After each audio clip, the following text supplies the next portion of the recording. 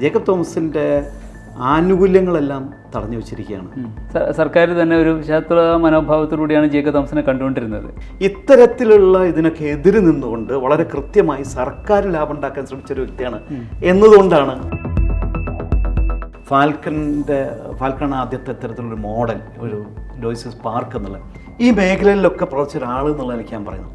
സർക്കാരിന് ഒരു നഷ്ടം വരുത്തുന്നതിന് വേണ്ടി അദ്ദേഹം ഒരിക്കലും എൻ്റെ അനുഭവത്തിൽ ഉണ്ടായിട്ടില്ല. അപ്പോൾ പിന്നെ ഈ ഒരു ഇതിനു വേണ്ടി അത് ചെയ്യുമെന്ന് എനിക്ക് വിശ്വാസമില്ല.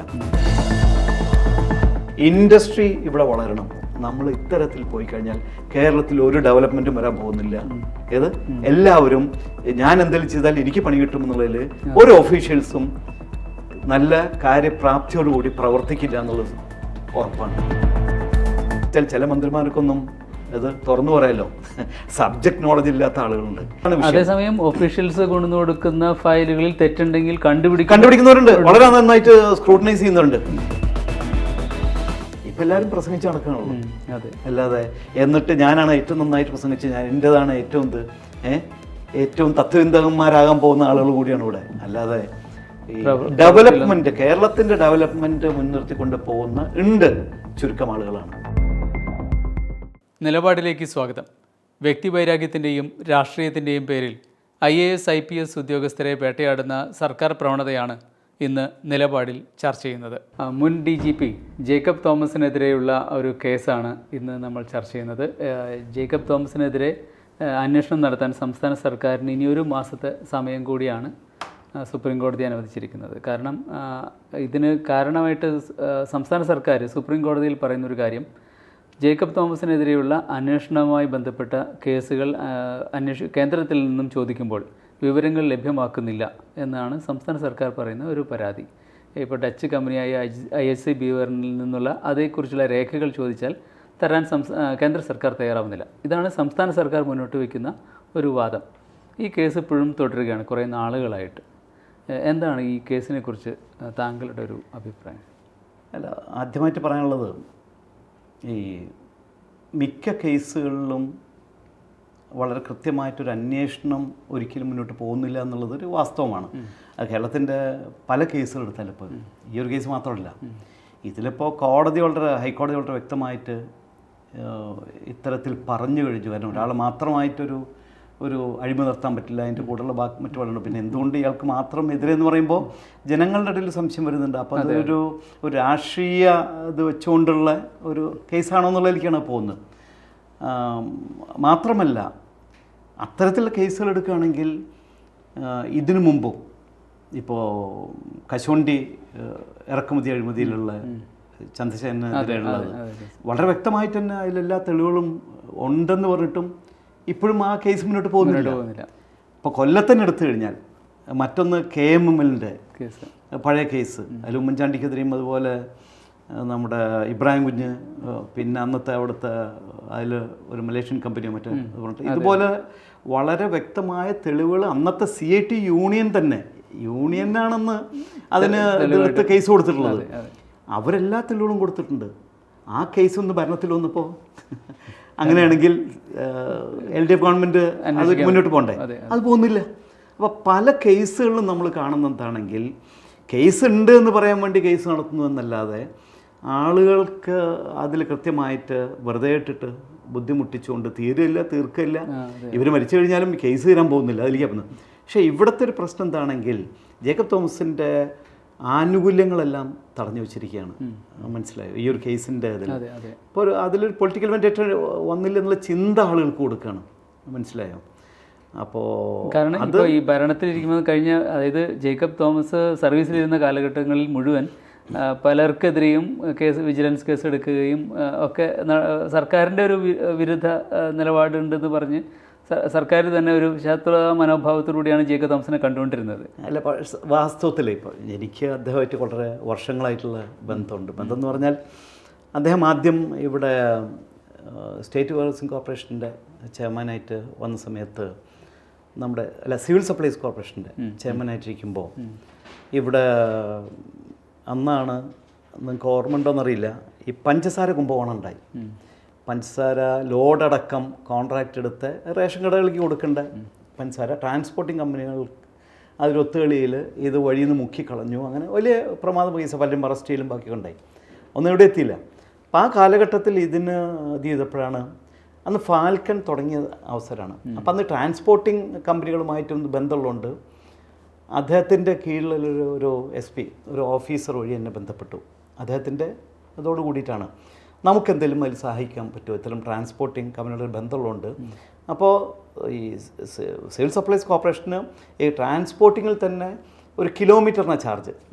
ഇപ്പോൾ റേഷൻ കടയിലേക്കുള്ളത് വരുന്നത് വ്യത്യസ്തമായ, ഒന്ന് മറ്റേ കർണാടകയിൽ നിന്നുണ്ട്, ആന്ധ്രയിൽ നിന്ന് ഇല്ല, മഹാരാഷ്ട്രയിൽ നിന്നുണ്ട്. ഈ 2 സ്റ്റേറ്റുകളിലാണ് ഈ ഷുഗറിൻ്റെ മെയിനായിട്ടുള്ള ഇത്തരം കമ്പനികളുള്ളതും അതുപോലെ അവിടെ നിന്നാണ് ഇത് വരുന്നതും. അപ്പോൾ അതിൽ അലോട്ട്മെൻറ്റ് സെൻട്രൽ ഗവൺമെൻറ്റാണ്. ഓരോരുത്തർക്കും ഇത്ര % അലോട്ട്മെൻറ്റ് കൊടുക്കണമെന്നുണ്ട് അവർ. അപ്പോൾ ആ അലോട്ട്മെൻറ്റ് കിട്ടി ഇവിടെ ട്രാൻസ്പോർട്ടേഷന് വേണ്ടിയിട്ടാണ് വരുന്ന സമയത്ത് ഈ ടെൻഡർ വിളിക്കുന്നത്. അപ്പോൾ ടെൻഡറിൽ പങ്കെടുത്തിരുന്നത് മധുരക്കാരായിട്ടുള്ള 3 പേര് റിലേറ്റീവ്സാണ്. അപ്പോൾ ഇവർ തമ്മിൽ തന്നെ ഓരോരുത്തരുടെ ചിലർ കൂട്ടി കൊടുക്കും. പക്ഷേ എല്ലാം ഇവിടേക്ക് സപ്ലൈ അവരാണ് കൊണ്ടുവരുന്നത്. അപ്പം അതിലൊരു അങ്ങനെ ഇരിക്കുമ്പോഴാണ് എന്നോട് ഇതിനെപ്പറ്റി റിക്വസ്റ്റ് വരുന്നതും. അങ്ങനെ ഞാൻ ഈ ടെൻഡറിൽ, അപ്പോൾ എൻ്റെ അന്നത്തെ നമ്മുടെ ട്രാൻസ്പോർട്ടിങ്ങിൽ ചാർജ് ഉണ്ടായിരുന്ന മിസ്റ്റർ KK നായരുണ്ടായിരുന്നു, കൃഷ്ണകുമാർ. അപ്പോൾ അദ്ദേഹം ചെന്നൈ ബേസ്ഡാണ്. കുറേ നേരത്തെ അശോക് ലൈനിലൊക്കെ ഇരുന്നുകൊണ്ട് ഒത്തിരി ബന്ധങ്ങളുണ്ട്. അപ്പോൾ അദ്ദേഹവുമായി ഞാൻ സംസാരിച്ചപ്പോൾ അതുകൊണ്ട് നമുക്ക് എടുക്കാം എന്ന് പറഞ്ഞു. ഞങ്ങൾ അതിൻ്റെ റേറ്റ് എടുത്തപ്പോൾ അപ്പോൾ ഇവർ കൊടുക്കുന്നതിനേക്കാൾ വളരെ ലോവസ്റ്റ് റേറ്റാണുള്ളത്. ഞങ്ങൾ ആ റേറ്റ് കോട്ട് ചെയ്ത് കഴിഞ്ഞപ്പോൾ ഈ പറഞ്ഞ മഹാരാഷ്ട്രയിലും കിട്ടി, കർണാടകയിലും കിട്ടി. ആ മഹാരാഷ്ട്രയിൽ ഏറ്റവും അങ്ങേയറ്റത്തുള്ള ഒരു ഫാക്ടറി നിന്നാണ് ആദ്യം കിട്ടുന്നത്. അവിടുന്ന് നമ്മൾ ഇത് ചെയ്തപ്പോൾ ഇവരെന്ത് ചെയ്തു, ട്രാൻസ്പോർട്ടിങ് കമ്പനികൾ എന്ത് ചെയ്തു, അവിടുന്ന് നമുക്ക് ഒരൊറ്റ വണ്ടിയും തരാതെ നമ്മൾ ബുദ്ധിമുട്ടിച്ചു. മനസ്സിലായോ? അവസാനം ഇവിടുന്ന് പോകുന്ന ഡെലിവറിയുള്ള കണ്ടെയ്നേഴ്സ് നമ്മൾ അറേഞ്ച് ചെയ്തുകൊണ്ട് ആ കണ്ടെയ്നേഴ്സിൽ കയറ്റിക്കൊണ്ടുവരാൻ നോക്കി. അവസാനം ഡെലിവറിക്ക് എന്നപ്പോൾ പറഞ്ഞു സ്റ്റോക്കില്ലെന്ന് പറഞ്ഞു. അപ്പോൾ 1 മാസത്തെ പീരീഡാണ്, 1 മാസമുള്ള ഡെലിവറി കൊടുക്കണം ഓർഡർ കിട്ടിക്കഴിഞ്ഞാൽ. ഞാൻ വീണ്ടും പോയിട്ട് പറഞ്ഞു ഇങ്ങനെ സ്റ്റോക്കില്ലാണ്ട് അവരും ലെറ്റർ വാങ്ങിച്ചിട്ടുള്ളത്, അതുകൊണ്ട് എക്സ്റ്റെൻഡ് ചെയ്തിടാന്ന് പറഞ്ഞു. അപ്പോൾ വീണ്ടും സെൻട്രൽ ഗവൺമെൻറ് എഴുതിയിട്ട് അത് എക്സ്റ്റൻഷൻ വാങ്ങിച്ചിട്ട് വീണ്ടും തന്നപ്പോഴും കിട്ടുന്നില്ല, ബുദ്ധിമുട്ടാണ്, സ്റ്റോക്കില്ല എന്ന് പറഞ്ഞു. അപ്പോൾ അന്വേഷിച്ചപ്പോൾ അവിടെ സ്റ്റോക്ക് ഉണ്ട്. അങ്ങനെ വീണ്ടും ഞാനിത് ഒരിക്കൽ 3ാമത്തെ പ്രാവശ്യം ഇത് വീണ്ടും റിന്യൂ ചെയ്തുകൊണ്ട് ഞാൻ അന്ന് എൻ്റെ ഒരു ഫ്രണ്ട് ബാംഗ്ലൂർ ബേസ്ഡ്, അദ്ദേഹമായിട്ട് അവിടുത്തെ കർണാടകയിലെ ഒരു കമ്മീഷണർ, അവിടുത്തെ പോലീസ് കമ്മീഷണറായിട്ട് ഇത് ചെയ്ത് ഈ പറഞ്ഞ സ്ഥലത്തെ SP-യുമായി ബന്ധപ്പെട്ട് അങ്ങനെയാണ് അയാളോട് പറഞ്ഞത്, സ്റ്റോക്ക് കൊടുത്തില്ലെങ്കിൽ ഞങ്ങളൊന്ന് ഇൻസ്പെക്ട് ചെയ്യുന്നുണ്ടെങ്കിൽ നിങ്ങൾ അറസ്റ്റ് ചെയ്യേണ്ടി വരുന്നു. അപ്പോൾ സ്റ്റോക്ക് തന്നു. അങ്ങനെയാണ്.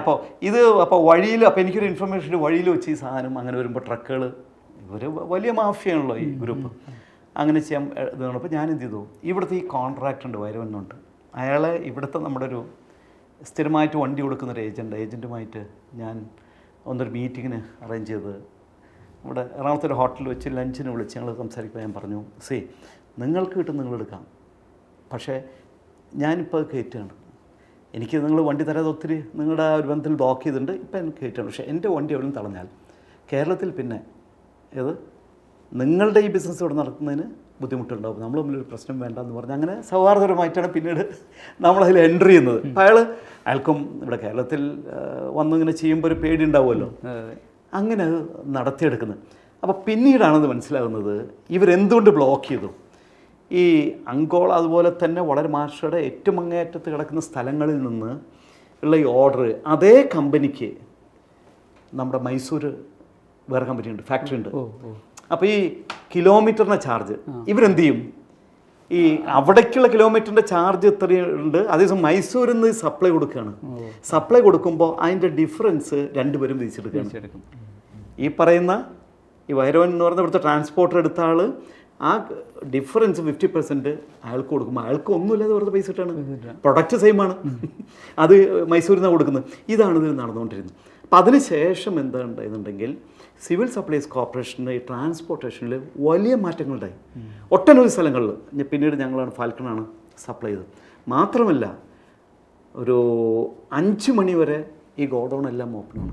ചിലപ്പോൾ പത്തനംതിട്ടയായിരിക്കും, ചിലപ്പോൾ മൂന്നാർ, തേക്കടി, പല സ്ഥലങ്ങളിലാണ് ഡെലിവറി കൊടുക്കേണ്ടത്. അവിടെ ചെല്ലുമ്പോൾ അവിടുത്തെ യൂണിയൻ പറയും ഇന്നിന് ഇറക്കാൻ പറ്റില്ല, നാളെ പറ്റുള്ളൂ. അപ്പോൾ അവർക്ക് പൈസ കിട്ടാൻ വേണ്ടിയിട്ട് അഡീഷണൽ പൈസ കൊടുത്താൽ മാത്രമേ അവർ ഇറക്കുള്ളൂ. 4 മണി കഴിഞ്ഞാൽ ഞങ്ങൾ പോകാൻ തൊട്ട് പോകും ഈ വെയർഹൗസ് 5 മണി വരെ ഉണ്ട്. ഞാനിത് ഇദ്ദേഹത്തോട് റിപ്പോർട്ട് ചെയ്തു, ഞങ്ങൾക്ക് ഇങ്ങനെയാണ് ഈ ബുദ്ധിമുട്ടാണ്. കാരണം ഒരു ദിവസം ജേക്കബ് എടുത്ത്, അപ്പോൾ ഒരു ദിവസം അവിടെ വണ്ടി പിടിച്ചിട്ടാൽ ആ ഡ്രൈവർക്ക് ഒരു 1000 റുപ്പീസ് അഡീഷണൽ കൊടുക്കണം, അത് നമ്മുടെ കയ്യിൽ നിന്ന് എടുത്ത് കൊടുക്കണം. അങ്ങനെ എല്ലാ സ്ഥലത്തും വരുമ്പോൾ നമുക്ക് ബുദ്ധിമുട്ടായപ്പോൾ അദ്ദേഹം ഒരു ഇൻസ്ട്രക്ഷൻ കൊടുത്തു, 5 മണി വരെ ഉള്ളിൽ എത്തിയ വണ്ടി അന്ന് തന്നെ ഇറക്കിക്കൊള്ളണം. 5 മണിക്കുള്ളിൽ എത്തിയാൽ നിങ്ങൾ 6 മണിയായാലും ഇറക്കിയിട്ട് വണ്ടി വിട്ടോളണം എന്ന് പറഞ്ഞിട്ട് ഇത് ചെയ്തു. അങ്ങനെ അവരും അതിന് തയ്യാറായി. വേറെ വഴിയില്ലാത്തത് വന്നു. അവിടുത്തെ ഒഫീഷ്യൽസും ചെയ്തിരിക്കുന്ന പല വേറെ ഹൗസിലെ ഒഫീഷ്യൽസും ഇവരൊക്കെ ആയിട്ടുള്ള ഒരു നെക്സസ് ഉണ്ടല്ലോ, അത് ക്ലിയർ ചെയ്തു. അപ്പം അങ്ങനെ ഈ സർക്കാരിന് വളരെയധികം ലാഭം ഉണ്ടാക്കിയ ഒന്നായിരുന്നു ഞങ്ങളുടെ ഈ ടെൻഡർ എടുത്തൽ ഇടപെടലുണ്ടായത്.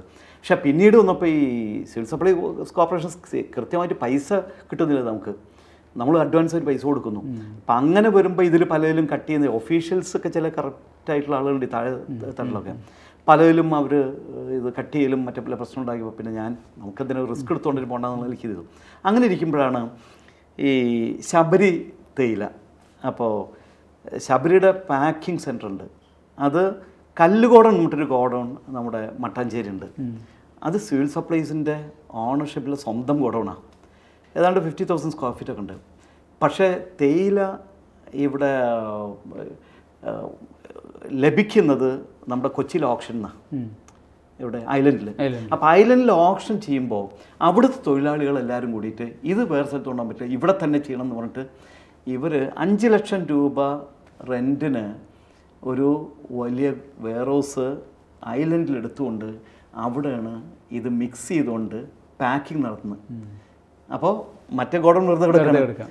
മാത്രമല്ല ഇതിൽ മറ്റൊന്ന്, ഇതിൽ 5% വരെ ഈ പാക്കിങ്ങിൽ ലോസ് അലൗഡാ. ഈ പാക്കിംഗ് സമയത്ത് ഒരു മിക്സിങ് സമയത്ത് വരുന്ന നഷ്ടങ്ങൾ എന്നുള്ളതിലേക്കാണ് 5% വരെ. അപ്പോൾ 95% പാക്ക് കൊടുത്താൽ മതി ഒരു ടൺ കിട്ടിക്കഴിഞ്ഞാൽ, മനസ്സിലായോ? അപ്പോൾ ഇത് എന്നോട് പറഞ്ഞപ്പോൾ ഒന്ന് സഹായിക്കണം, ഇങ്ങനെ ഉണ്ടെന്ന് പറഞ്ഞു. ഞാനപ്പോൾ എൻ്റെ ഒരു ഫ്രണ്ട് ഉണ്ട് കോയമ്പത്തൂർ ബേസ്ഡ്, അവർ ടീ എക്സ്പോർട്ടേഴ്സാണ്. ആസാമിൽ നിന്നും മൂന്നാറിൽ നിന്നും അതുപോലെ മറ്റ് പല നീലഗിരി എല്ലായിടത്തും അവരെടുത്തുകൊണ്ട് എക്സ്പോർട്ട് ചെയ്യുന്നുണ്ട്. അപ്പം ഞാൻ അയാൾ കൽക്കട്ട ബേസ്ഡാണ് അവർ കമ്പനി. ഞാൻ അദ്ദേഹത്തെ ബന്ധപ്പെട്ടപ്പോൾ പറഞ്ഞു, ഒരു മലയാളി ഒരാൾ എൻ്റെ ഇവിടെ പാക്കിങ്ങിന് എക്സ്പേർട്ട് ഉണ്ട്, ഞാൻ വേണേൽ നിനക്ക് അയാളുടെ സഹായം ചെയ്തു തരാം, ഞാൻ ഒരു സഹായിക്കാമെന്ന് പറഞ്ഞിട്ട്. അയാൾ കൊച്ചിക്കാരനാണ്, നേരത്തെ ഇവിടെയൊക്കെ ഇത്തരം വർക്ക് ചെയ്തിട്ടുള്ള. അപ്പോൾ അയാൾ വന്ന് സംസാരിച്ചപ്പോൾ അയാൾ പറഞ്ഞു, ജോലിക്കാരെ പറ്റി വേണ്ട, ഞാൻ ചെയ്തോളാം എന്ന് പറഞ്ഞു. അപ്പം ഞാനൊരു കണ്ടീഷൻ വെച്ചു ജേക്കബ് തോമസിൻ്റെ അടുത്ത്. അതായത് ഇതിൽ ടെൻഡർ ചെയ്യുമ്പോൾ ആ ടെൻഡറിൽ ഈ വെയർ ഹൗസ് നിങ്ങൾ കാണിക്കേണ്ട മട്ടാഞ്ചേരി കല്ല് ഗോഡൗൺ, ആ കല്ല് ഗോഡൗണിൽ കൊണ്ടുവന്ന് അത് ചെയ്യണമെന്നുള്ള കണ്ടീഷൻ വയ്ക്കുക. അല്ലെങ്കിൽ ഈ ഒരു സമരത്തിന് ഇങ്ങനെ ഒരു പ്രശ്നം ഉണ്ടാക്കുമ്പോൾ എനിക്കൊന്നും ചെയ്യാൻ പറ്റില്ല. അത് തരികയാണെങ്കിൽ ഞാൻ ഈ പറഞ്ഞവരെ ടെൻഡർ ഏറ്റെടുക്കാമെന്ന് പറഞ്ഞ് കോസ്റ്റ് ഇട്ട് ഇവരൊക്കെ ചെയ്യുന്നതിനേക്കാൾ കുറച്ചാണ് ഞാൻ ഇത്. കാരണം എനിക്ക് നല്ല എക്സ്പെർട്സ് ആയിട്ടുള്ള ആളുകളുണ്ടല്ലോ കോയമ്പത്തൂരിൽ നിന്നുള്ള, അവരുടെ ഇതെന്നാണ് റേറ്റ്സ് എല്ലാം കിട്ടി. റേറ്റ് കൊടുത്തും മറ്റുള്ളവരൊക്കെ കുറവായിരുന്നു എനിക്ക് കിട്ടി. അങ്ങനെ ഈ തേയില ഓപ്ഷൻ കഴിഞ്ഞു എടുക്കാൻ ചെന്നപ്പോൾ ഒരു ബ്ലോക്ക് ചെയ്തു അവിടുത്തെ യൂണിയൻ. അപ്പോൾ അത് ബ്ലോക്ക് ചെയ്യപ്പോൾ അതിൽ CIT യൂണിയനായിരുന്നു മുന്നിലുണ്ടായിരുന്നു. അപ്പോൾ അന്ന് MN ലോറൻസ് ആയിരുന്നു അത് ലീഡ് ചെയ്തിരുന്നത്. ഞാനങ്ങനെ അദ്ദേഹത്തായിട്ട് പറയുന്നതിന് മുമ്പ് ഞാൻ ചോദിച്ചാൽ ചന്ദ്രപിള്ള കണ്ടിട്ട് ഈ വിവരം ബോധിപ്പിച്ചൊരു വിഷയമുണ്ട് സർക്കാരിന്. അപ്പം അന്ന് എൻ്റെ ഓർമ്മ ശരി നായനാർ സർക്കാരാണ്, അതോ അച്യുതൻ സർക്കാരാണെന്ന് എനിക്കറിയില്ല അപ്പോൾ ആ കാലഘട്ടത്തിൽ. അപ്പോൾ ഞാൻ പറഞ്ഞൊരു വിഷയമുണ്ട്, ഗവൺമെൻറ്റിന് നഷ്ടം വരുന്നതാണിത്. ഗവൺമെൻറ് ഇത്രയും പൈസ ലാഭം ഉണ്ടാക്കാൻ കഴിയുന്നവരാണ്, സ്വന്തം ഗോഡൗണിലപ്പോൾ അതിലേക്ക് അലവ് ചെയ്യാതെ ഇന്ന് ശരിയല്ല. അപ്പം അതുകൊണ്ടൊന്ന് ലോറൻസ് സാറിനോടൊന്ന് പറഞ്ഞിട്ടൊന്ന് ശരിയാക്കി തരണമെന്ന് പറഞ്ഞു. അപ്പം അദ്ദേഹം അന്ന് ലോറൻസ് സാറിനോട് സംസാരിച്ചിട്ട് ഇത് ഗവൺമെൻറ്റിന് നഷ്ടം വരുന്നതാണ്, നമ്മളെന്തിനാ അതിന് കൂട്ട് നിൽക്കുന്നത്, തൊഴിലാളിക്ക് ഇതേ തൊഴിലാളിക്ക് വേണമെങ്കിൽ അവിടെയും ജോലി കൊടുക്കാൻ ഒരു തയ്യാറാണ്, ഇവർ വേണി വന്നോട്ടെ. അതിൽ കുറേ ആൾക്കാർ ഫോർട്ട് കൊച്ചി മട്ടാഞ്ചേരിയിലുള്ളവരാണ്, അവർക്ക് തൊഴിൽ കൊടുക്കാം, തൊഴിൽ നഷ്ടപ്പെടുന്നില്ല. പക്ഷേ ഇവിടെ തന്നെ ചെയ്യണമെന്ന് പറയുന്നതിലാണ് നമുക്ക് എതിർപ്പ്, സർക്കാർ നഷ്ടം ഉണ്ടാകുന്നത്. അപ്പോൾ അത് ഇവർ രണ്ടുപേരും അംഗീകരിച്ചു. പക്ഷേ എങ്കിലും ഈ സമരത്തിന് ഉദ്ഘാടനം ചെയ്യുന്നതിന് ഇതിനെതിരെ ലോറൻസ് അവിടെ പോയി പ്രസംഗിച്ച് അത് വേറെ കാര്യമാണ്. പക്ഷേ ഈ ഓപ്ഷൻ കഴിഞ്ഞ സാധനം എടുക്കാൻ പറ്റാവുന്നപ്പോൾ ഞാൻ പോലീസ് പ്രൊട്ടക്ഷൻ ആവശ്യപ്പെട്ടുകൊണ്ട് ഇദ്ദേഹത്തിന് കത്ത് നൽകി. അദ്ദേഹം എന്ത് ചെയ്തെന്നുണ്ടെങ്കിൽ കളമശ്ശേരി എയർ ക്യാമ്പിൽ നിന്ന് 2 വണ്ടി പോലീസിനെ വിട്ടുവന്നു. അവിടെ നിന്ന് ഇത് ചെയ്ത് അദ്ദേഹത്തിൻ്റെ നേതൃത്വത്തിൽ തന്നെ ഈ സാധനം വന്ന് അവരെല്ലാവരും അറസ്റ്റ് ചെയ്ത് മാറ്റിക്കൊണ്ട് കല്ലുകോടങ്ങളുണ്ടായി. അപ്പോൾ കൊണ്ടുപോയെങ്കിലും ഞാൻ ഇത് പാക്കിങ്ങിന് സമയം നീട്ടി ചോദിച്ചു. കാരണം അവരെ തന്നെ കൊണ്ടുവന്ന് ചെയ്യാനാണ് എൻ്റെ തല്ലേ, നമ്മുടെ ആളുകളെ തൊഴിൽ നഷ്ടപ്പെടുന്നുള്ളൂ വേണ്ടെന്നുള്ളത്. കുറേ ആളുകൾ തയ്യാറായി, കൊച്ചി ഏരിയയിലുള്ളവർ തയ്യാറായി, അവരെ വെച്ചുകൊണ്ടും മറ്റ് നമ്മുടെ ആളുകളും വെച്ചുകൊണ്ടിരുന്നു. പക്ഷേ എനിക്ക് പറയാനെന്നുണ്ടെങ്കിലേ അതിലൊരു 1% പോലും ലോസ് വന്നില്ല ആ പാക്കിങ്ങിൽ. അപ്പോൾ ഈ 5% ഇവരോട് അടിച്ചു മാറ്റിയിരുന്നു. അപ്പോൾ ഗവൺമെൻറ് ഞാൻ പറഞ്ഞ ശബരി ചായയുടെ പാക്കിങ്ങിൽ പോലും അത്രയധികം മാറ്റങ്ങൾ ഉണ്ടാക്കി കഴിഞ്ഞു. അപ്പോൾ ഞാൻ പറഞ്ഞു വരുന്നത് എന്താണെങ്കിൽ ഇത്തരത്തിലുള്ള ഇതിനൊക്കെ എതിര് നിന്നുകൊണ്ട് വളരെ കൃത്യമായി സർക്കാർ ലാഭം ഉണ്ടാക്കാൻ ശ്രമിച്ചൊരു വ്യക്തിയാണ് എന്നതുകൊണ്ടാണ് എൻ്റെ ഇത് പറഞ്ഞത്. അത് മാത്രമല്ല ഈ ബന്ധങ്ങൾ പ്രത്യേകിച്ച് ഞാൻ ലോജിസ്റ്റിക്സ് രംഗത്തായതുകൊണ്ട് പല കാര്യങ്ങൾക്കും ഇവർ പലരും ഇപ്പോൾ ഗവൺമെൻറ് ഒഫീഷ്യൽസ് പലരും ഈ സ്ഥാനങ്ങളിലൊരു നമ്മുടെ സഹായത്തിന് വേണ്ടി, കാരണം ഞങ്ങൾ മാത്രമല്ല ഒന്ന് ഈ ലോജിസ്റ്റിക്സ് രംഗത്ത് ഉള്ള ഒരു വലിയൊരു കമ്പനി എന്നുള്ളത് ലീഡിങ് കമ്പനി എന്നുള്ളത് നമ്മൾ ബന്ധപ്പെടാറുണ്ട്. പിന്നെ സർക്കാരിൻ്റെ എല്ലാവരും മിനിസ്റ്റേഴ്സും ബാക്കിയുള്ള ഒരു ബന്ധങ്ങളുള്ളതുകൊണ്ടും ബന്ധപ്പെടാറുണ്ട്. അങ്ങനെ ഇരിക്കുമ്പോഴാണ് ഉമ്മൻചാണ്ടി ഗവൺമെൻറ് കാലത്താണ് കെ ബാബു മിനിസ്റ്ററായിരിക്കുമ്പോൾ ഞാൻ അന്ന് മറ്റേ ഈ പ്രൊഡക്ടിവിറ്റി കൗൺസിലിൻ്റെ സ്റ്റേറ്റ് പ്രൊഡക്ടിവിറ്റി കൗൺസിലിൻ്റെ അന്ന് സെക്രട്ടറി ആയിരുന്നു. ആ സെക്രട്ടറി ആയിരിക്കുന്ന കാലത്താണ് ഞാനൊരു ഇൻ്റർനാഷണൽ സെമിനാർ, കേരളത്തിൽ ഒരു ലോജിസ്റ്റിക്സിൽ ഇൻ്റർനാഷണൽ സെമിനാർ ആദ്യമായിട്ടാണ് പുറത്തുനിന്നുള്ള ആളുകളെ, പിന്നെ ഇവിടെയുള്ള ഇപ്പോൾ സെൻട്രൽ വെയർഹൗസിംഗ് കോർപ്പറേഷൻ, അതുപോലെ തന്നെ ഈ കണ്ടെയ്നർ കോർപ്പറേഷൻ, ഇൻലാൻഡ് വാട്ടർവേസ്, ഇത്തരത്തിലുള്ള ഈ ട്രാൻസ്പോർട്ടിങ് അല്ലെങ്കിൽ ലോജിസ്റ്റിക്സുമായി ബന്ധപ്പെട്ട നാഷണൽ ലെവലിലുള്ള അത്തരം കോർപ്പറേഷൻസിൻ്റെ ചെയർമാന്മാർ ഇവരെ പലരും വിളിച്ചുകൊണ്ട് ഇവിടുത്തെ ഒരു നല്ലൊരു സെമിനാറാണ്, 2 ദിവസത്തെ സെമിനാർ നമ്മൾ താജിൽ വെച്ച് നടത്തിയത്. അപ്പോൾ ആ സെമിനാർ ഉദ്ഘാടനം ശ്രീ ഉമ്മൻചാണ്ടിൻ്റെ ഫൈനൽ ദിനാണ് വന്നത്. ഉദ്ഘാടനം കെ ബാബു ആയിരുന്നു, പിന്നീടാണ് സമാപനത്തിനാണ് ഉമ്മൻചാണ്ടി വന്നത്. അപ്പോൾ അതിൽ അന്ന് ഇൻലാൻഡ് വാട്ടർവേസിൻ്റെ അന്നത്തെ ചെയർപേഴ്സൺ ആയിരുന്നു ഞാൻ. ഡൽഹി പോയി. അപ്പോൾ എനിക്കന്ന് ജേക്കബ് തോമസ് അല്ല, ഞാൻ നേരിട്ട് ഈ സെമിനാർ നടത്തുന്നതിന് വേണ്ടിയിട്ട് ഞാൻ അവിടെ പോയിരുന്നു. പോയ സമയത്താണ് സെമിനാറുമായി ബന്ധപ്പെട്ടാണ് ഇവരെല്ലാം കാണുന്നത്. അപ്പോൾ ILFSമായിട്ട് എനിക്ക് വളരെ നേരത്തെയുള്ള കുറേ ബന്ധങ്ങളുണ്ട്. കാരണം ഫാൽക്കൺ ആദ്യത്തെ ഇത്തരത്തിലുള്ളൊരു മോഡൽ ഒരു ലോജിസ്റ്റിക്സ് പാർക്ക് എന്നുള്ളത്. അപ്പോൾ ഇന്ത്യയിലിപ്പോൾ ഹരിദ്വാറിൽ മഹീന്ദ്രയുടെ പാർക്ക് വന്നപ്പോഴും ILFS എന്നെ വിളിച്ചുകൊണ്ട് ഞങ്ങൾ പോയി ആ സൈറ്റ് വിസിറ്റും അതിലുള്ള ഉണ്ടായിരുന്നു. ഈ ഹൈദരാബാദ് അർബൻ ഡെവലപ്മെൻറ്റ് അതോറിറ്റി ഹുദ, അവർക്ക് ഇതുപോലത്തെ ഒരു പാർക്ക് അവിടെ ഹൈദരാബാദ് ഔട്ടർ റിംഗ് റോഡിൻ്റെ സൈഡിൽ 3-4 സ്ഥലങ്ങൾ ഒരു ഐഡൻറ്റിഫൈ ചെയ്തിട്ട് ഞങ്ങളാണെന്ന് എന്നെ കൂടി അവർ വിളിച്ചിരുന്നു. പോയിട്ടാണ് അതിലും ഒരു ഇൻവോൾവ്മെൻ്റ് ഉണ്ടായിരുന്നു. അപ്പോൾ ഇത്തരത്തിൽ ഈ നാഷണൽ ലെവലിൽ പല ഇത്തരത്തിലുള്ള സംരംഭങ്ങൾ വരുമ്പോഴും അതിലൊക്കെ ഒരു ഇൻവോൾവ്മെൻ്റ് ഉള്ളതുകൊണ്ട് ഇവരുമായിട്ടൊക്കെ ഒരു ബന്ധം ഉണ്ടായിരുന്നു. അപ്പോൾ ഇന്ത്യൻ വാട്ടർവേസിനായിട്ട് സംസാരിച്ചപ്പോഴാണ് അന്നത്തെ ഒരു പുതിയ ചെയർപേഴ്സൺ ആയിരുന്നു. എന്ന് വെച്ചാൽ അവർ നമ്മുടെ അന്നത്തെ ചീഫ് സെക്രട്ടറി ആയിരുന്ന ജയകുമാറിൻ്റെ സെയിം ബാച്ചായിരുന്നു, അദ്ദേഹത്തിൻ്റെ സെയിം ബാച്ച്. അപ്പോൾ അവർക്ക് കുറച്ച് കേരളവുമായി നല്ലൊരു ബന്ധം ഉണ്ടായിരുന്നു. അപ്പോൾ അവരെന്നോട് പറഞ്ഞു, ഞങ്ങൾക്ക് ഇതിൽ സെമിനാറിൽ പങ്കെടുക്കുന്നതിന് വിരോധമില്ല, പക്ഷേ ഞങ്ങളുടെ പ്രോജക്റ്റ് അവിടെ നിന്ന് കിടക്കുകയാണ്, ഒന്നും ചെയ്യാൻ പറ്റാതെ ഒത്തിരി ഇൻവെസ്റ്റ് ചെയ്തു, പ്രോജക്റ്റ് മുന്നോട്ട് പോകുന്നില്ല എന്ന് ഞാൻ പറഞ്ഞു. അപ്പോൾ ഞാൻ പറഞ്ഞു, ഓൾറെഡി ILFS എന്നോട് റിക്വസ്റ്റ് ചെയ്തിട്ട് ഞാനൊരു റിപ്പോർട്ട് കണ്ടു കൊടുത്തിട്ടുണ്ട്. ഈ ഇൻലാൻഡ് വാട്ടർവേസിലെ ഇഷ്യൂസിനെ പഠിച്ചുകൊണ്ട് റിപ്പോർട്ട് അവരുമായി ചേർന്നുകൊണ്ട് തന്നെ ഞാനാണ് റിപ്പോർട്ട് കൊടുത്തിട്ടുള്ളത്. അത് ഇവിടെ ഉണ്ട്, അതിൽ ഇഷ്യൂസ് ഉണ്ടല്ലോ, ആ ഇഷ്യൂസ് അത് ടേക്കപ്പ് ചെയ്താൽ മതി, തുടങ്ങാലോ എന്ന് പറഞ്ഞു. അപ്പോൾ അവർക്ക് ആവശ്യം അങ്ങനെ റിപ്പോർട്ട് ഉണ്ടോ എന്ന് ചോദിച്ചു. അങ്ങനെ അവരവിടെ വിളിച്ചപ്പോഴാണ് ഇങ്ങനെ റിപ്പോർട്ടുള്ളതായിട്ട് അവർ ഇത് ചെയ്തു ഉണ്ട്, പക്ഷേ എവിടെ അറിയില്ല. അപ്പോൾ അതിന് മുമ്പുള്ള എക്സിക്യൂട്ടീവ് ഡയറക്ടർ ഓൾറെഡി റിട്ടയർ ചെയ്തു. ഞാൻ അങ്ങനെ 2ാമത് റിപ്പോർട്ട് ഇവിടുന്ന് അയച്ചു കൊടുത്തു ഇവിടെ വന്നതിന് ശേഷം.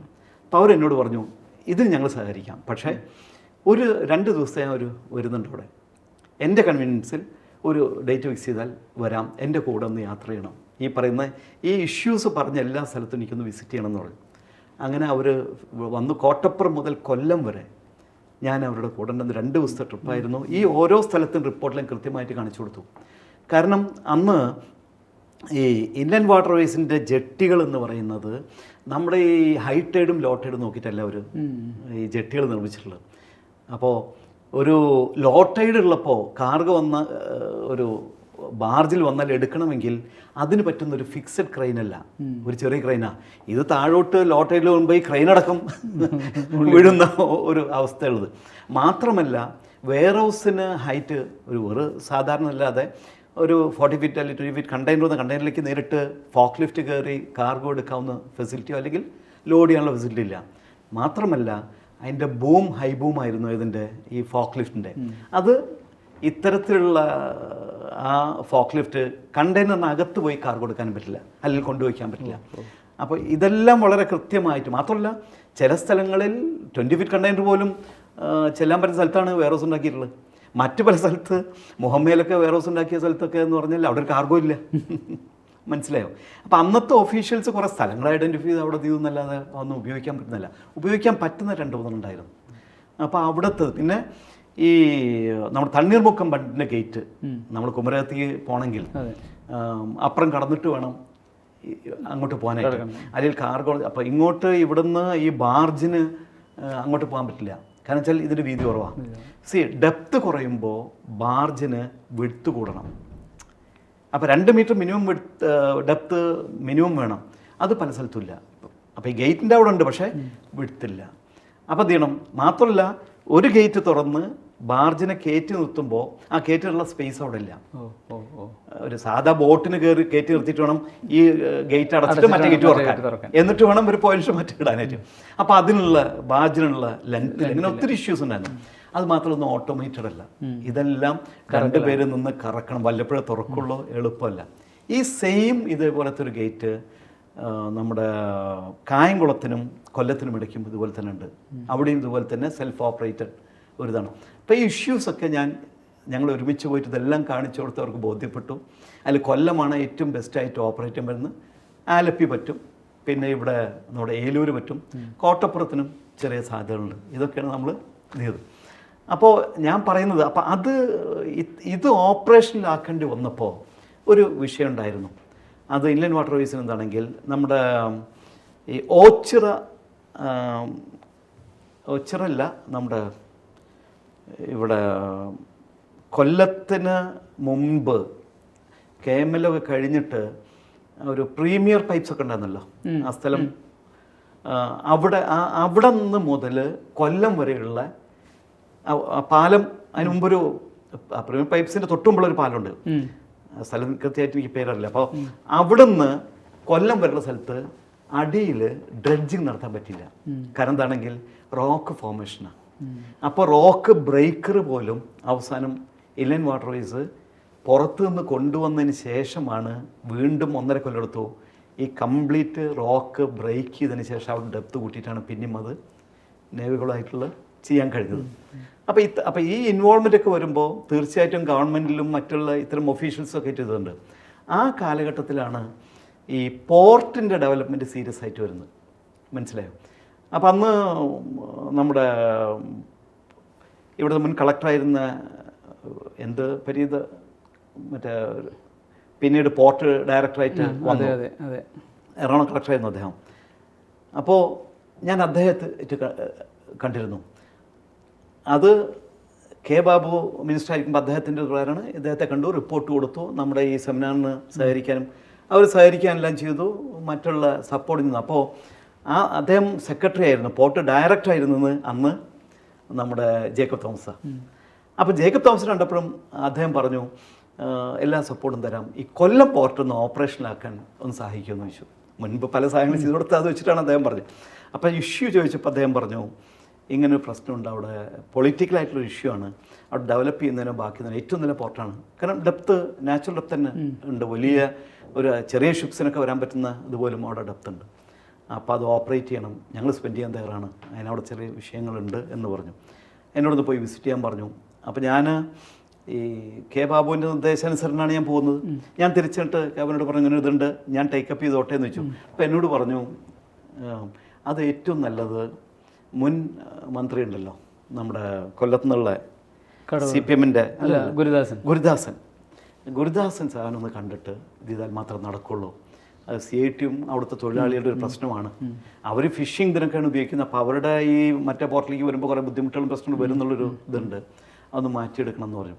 അങ്ങനെ ഞാൻ വീണ്ടും നമ്മുടെ കളമശ്ശേരി അതിൻ്റെ ചന്ദ്രൻപിള്ള, ഗുരുദാസൻ CITയുടെ നേതാവാണ്. അപ്പോൾ ചന്ദ്രൻപിള്ള വഴി തന്നെ ഗുരുദാസൻ സാഹിബിനായിട്ടൊരു അപ്പോയിൻമെൻറ്റ് എടുത്ത് ഞാൻ തിരുവനന്തപുരത്ത് പോയി കണ്ട് ഈ കാര്യങ്ങളൊക്കെ ബോധ്യപ്പെടുത്തിയപ്പോൾ അദ്ദേഹം പറഞ്ഞു ഇത്രയും തൊഴിലവസരങ്ങളുണ്ട്, ഏറ്റവും നല്ല പോർട്ടാണ്, ഇപ്പോൾ ബേപ്പൂരിനേക്കാൾ നല്ല പോർട്ടാണ്, മറ്റു പല സ്ഥലങ്ങളിലേക്കാൾ കൂടുതൽ നിങ്ങൾക്ക് അവിടെ നല്ല വരുമാനം ഉണ്ടാകാൻ കഴിയും, മാത്രമല്ല ഇത്രയും തൊഴിലവസരങ്ങൾ സൃഷ്ടിക്കും, കാർഗോ കംപ്ലീറ്റ് ആയിട്ട്. അപ്പോൾ ആ ഏരിയയിൽ നിന്നുള്ള കാർഗോ ഒന്നും കൊച്ചിയിൽ വരണ്ട, നേരെ അവിടുന്ന് തന്നെ കശുവണ്ടി കംപ്ലീറ്റ് ആയിട്ട് അവിടുന്ന് കശുവണ്ടി നേരിട്ട് ഇറക്കുമതി ചെയ്യാം.